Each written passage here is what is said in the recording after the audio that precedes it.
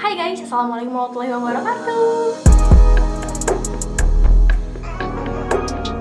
Nah, kembali lagi bersama aku. Sesuai judulnya, di video kali ini aku bakal bikin tips mengenai giveaway lagi, karena aku udah lama banget nggak bikin tips-tips giveaway.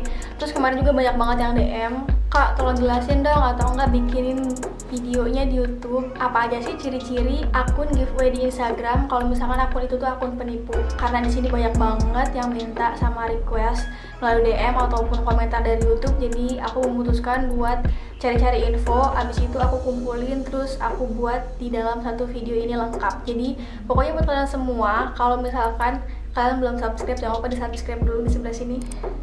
Oke, sebelumnya aku infoin, ini benar-benar menurut aku pribadi. Kalau misalnya kalian pengen ini jadiin referensi buat kalian semua, pilih-pilih gitu akun giveaway penipu apa bukan, kalian bisa bisa rangkumin sendiri, nyambung gak sih video ini sama akun giveaway yang kalian ikutin itu. Jadi di sini aku udah punya beberapa poin. Di sini aku ada 8 poin.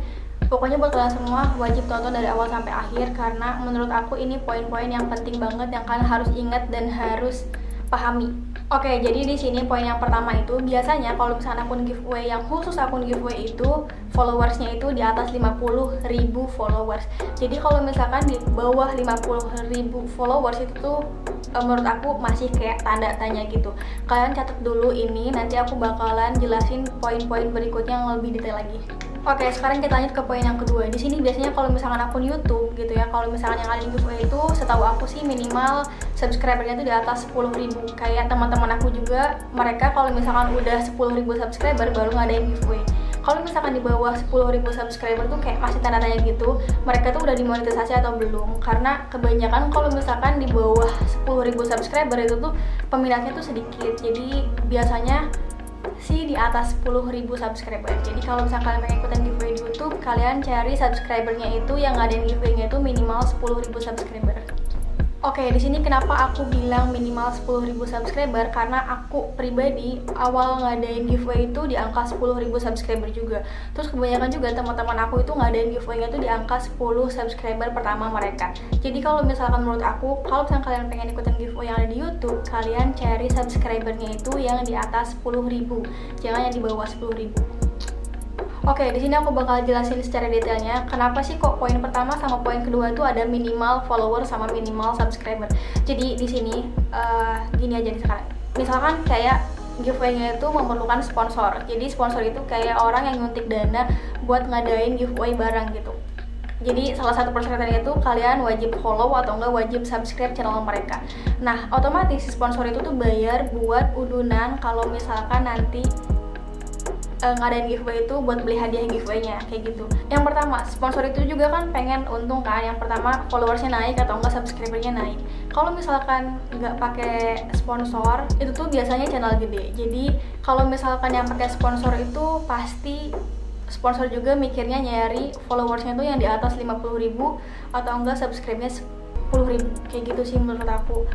Intinya gini aja, kalau misalkan ada giveaway yang pakai sponsor tuh pasti di atas 10.000 subscriber atau enggak 50.000 followers. Karena pasti si sponsor juga mikir semakin banyak followers atau semakin banyak subscriber tuh semakin banyak yang ikutan. Jadi semakin banyak juga keuntungan yang dia dapat. Kayak gitu sih menurut aku. Jadi poin pertama sama poin kedua wajib banget kalian ingat. Oke, intinya dari poin yang pertama sama poin yang kedua itu, kalau misalnya menurut aku pribadi, kalau misalkan aku pengen cari aman gitu ya, nggak mau ambil resiko, aku bakalan cari yang subscriber sama followersnya itu di atas 10.000 atau enggak 50.000. Jadi aku bakalan ambil kesimpulan kalau misalkan subscribernya di bawah 10.000 ataupun di bawah followersnya itu di bawah 50.000, aku nggak bakal ikutan karena aku takutnya itu akun tipu-tipu kayak gitu. Ngerti nggak? Oke, di sini sekarang kita lanjut ke poin yang ketiga. Di sini biasanya di bio Instagramnya tuh nggak bakalan tertera nomor WhatsApp, Line, atau yang berhubungan dengan komunikasi pribadi ownernya. Jadi mungkin kayak takut diteror atau nggak takut disebar gitu nomornya. Jadi biasanya itu tuh di bio Instagramnya nggak bakal ada tercantum nomor-nomor yang kayak gitu. Nanti aku bakal contohin. Ada beberapa akun Instagram yang udah aku tahu dan banyak banget sih kayaknya korbannya. Aku bakalan cantumin screenshotnya di sini, tapi aku bakal tutupin nama Instagramnya. Oke, sekarang kita lanjut ke poin yang keempat. Di sini poin yang keempat tuh selalu nyuruh balesnya itu melalui DM. Jadi mereka tuh nggak bakalan mau kasih email atau nggak kasih nomor WhatsApp ataupun lain kayak gitu. Jadi mereka pasti DM kalian, terus kalian wajib balas di DM itu. Gitu. Terus di sini lanjut ke poin yang kelima. Biasanya story Instagramnya tuh nggak terlalu aktif. Misalkan kayak sehari tuh nggak pernah bikin story atau misalkan kayak sehari bikin story cuma 1 kali story. Mungkin mereka nggak bikin story karena atau bisa juga mereka tuh kayak kehabisan video dari orang lain gitu ya, nyomot dari orang lain. Mereka tuh kayak nggak punya lagi videonya, jadi jarang update story kayak gitu.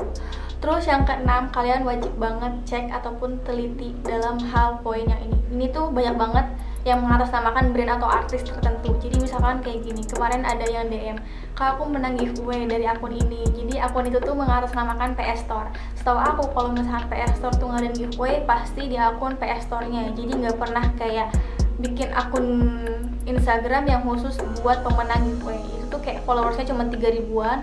Terus dia ngaku-ngaku DM ke salah satu followers aku gitu ya, dia nanyain, "Kak, ini bener gak sih aku dapat DM Instagram kayak gini gitu ya di akun yang ini? Katanya ini tuh akunnya tuh akun khusus pemenang giveaway dari PS Store kayak gitu."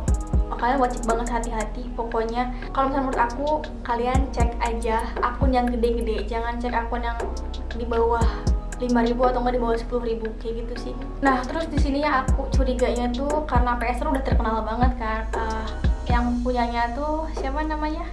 Sirigar kayak gitu pokoknya. Nah, di situ tuh dia tuh kayak suruh transfer gitu tapi beda rekeningnya namanya. Jadi itu tuh kayak bener-bener, hah, apakah ini benar gitu ya dapat giveaway dari PS Store? Biasanya tuh kayak nggak pernah pakai nomor rekening lain kayak gitu. Jadi kalian wajib teliti sama harus hati-hati banget.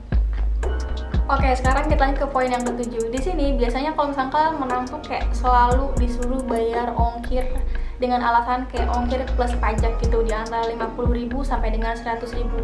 Bahkan ada beberapa followers aku juga yang DM ke Instagram, dia pernah transfer 250.000 terus dia diblok kayak gitu. Pokoknya kalau misalkan kalian menang giveaway disuruh bayar ongkir duluan sama pajak, alasannya kayak gitu ya, antara 50.000, 100.000 sampai 250.000, mau itu lewat pulsa ataupun lewat rekening, kalian wajib banget hati-hati. Kalau misalnya aku kasih saran ke kalian semua, kalian wajib banget cari giveaway yang benar-benar kayak gratis gitu, jangan kayak dipungut biaya. Kalau misalkan dipungut biaya, apalagi bilangnya tuh dibayarnya melalui pulsa, itu kayak tanda tanya besar. Kalian harus hati-hati banget. Karena sekarang banyak banget kayak ngaku-ngaku kalau misalkan dia ngadain giveaway terus DM, "Selamat ya Kak, kamu menang, tapi kamu wajib menyelesaikan administrasi pembayaran ongkir sama pajak melalui pulsa sebesar 50.000 bla bla bla bla bla," kayak gitu. Kalian wajib banget hati-hati. Oke, ini adalah poin yang terakhir, poin yang ke-8. Kenapa aku masukin poin ini? Karena ada juga salah satu followers aku yang DM ke aku. Jadi kalau misalnya kalian udah sempat transfer gitu, kayak setelah transfer biasanya tuh mereka minta transfer tambahan kedua kali dengan alasan asuransi. Itu kayak aku pengen ketahui banget kalau misalkan udah mah dipintain ongkir sebesar 250.000, terus yang kedua katanya, "Kak, mohon maaf untuk asuransinya beda lagi, kakak harus transfer lagi ya sebesar segini.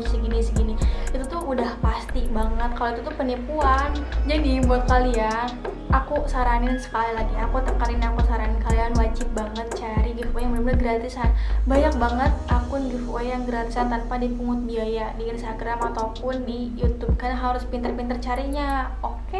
Oke, di sini aku mau kasih tahu, kalau misalkan kalian bilang, "Kak, boleh nggak kalau misalkan aku bayar ongkirnya tuh COD kayak gitu." Jadi barang datang terus kita bayar ongkir ke kurir. Kalau misalnya jawabannya nggak boleh Kak, harus ditransfer melalui rekening atau enggak harus ditransfer melalui pulsa, itu tuh kalian cancel aja. Itu tuh pasti penipuan. Kalau misalkan ongkirnya bisa COD ataupun bisa dibayar pas paketannya nyampe, itu bisa jadi giveaway-nya beneran. Oke, tadi aku udah kasih saran kalau misalkan pengen ikutan giveaway cari yang gratisan aja. Kalau misalkan berbayar ongkir, kalian mending gak usah ikutan sama sekali. Nah, itu tuh udah ada 8 poin. Nanti aku bakalan cari-cari lagi. Kalau misalkan ada poin yang ketinggalan, aku bakal bikin video part 2-nya. Buat kalian semua yang suka ataupun terbantu sama video ini, jangan lupa di like videonya. Kalian juga bisa share ke sosial media yang kalian punya. Dan see you next video.